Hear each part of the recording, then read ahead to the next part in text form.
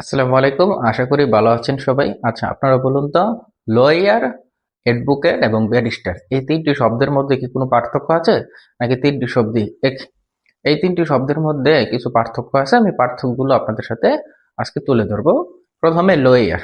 Lawyer কি? Lawyer হচ্ছে বাংলাদেশ থেকে যারা এলএলবি ডিগ্রি অর্জন করে, অর্থাৎ যারা এলএলবি পাশ করে তাদেরকে বলা হয় লয়ার। এই লয়ার তারা চাইলে হাইকোর্টে অথবা কোনো কোর্টে তারা মামলা লড়তে পারে না। মামলা লড়তে গেলে তাদেরকে অ্যাডভোকেট হতে হবে, অর্থাৎ অ্যাডভোকেটরা মামলা লড়তে পারে কিন্তু লয়াররা মামলা লড়তে পারে না। লয়ার হতে হলে তাদেরকে একটা বার কাউন্সিলর পরীক্ষা আছে, এই পরীক্ষাটা দিতে হয়। এই বার কাউন্সিল পরীক্ষায় যারা উত্তীর্ণ হয় তারা লয়ার থেকে হয় যে অ্যাডভোকেট।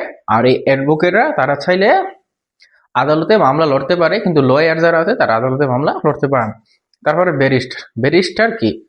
ব্যারিস্টার হচ্ছে অ্যাডভোকেটের আর একটু উপরে, অর্থাৎ লন্ডনে বা ইউকে থেকে যারা বার এট কাউন্সিলর ডিগ্রি অর্জন করে, অর্থাৎ লন্ডনে গিয়া এই যে আইন বিষয়ক একটা পড়াশোনা আছে বা একটা ডিগ্রি আছে, এই ডিগ্রিটা লাভ করলে তাদেরকে বলা হয় ব্যারিস্টার। শর্টকাটে বললে লয়ার হচ্ছে যারা এলএলবি পাস করে তাদেরকে লয়ার বলে।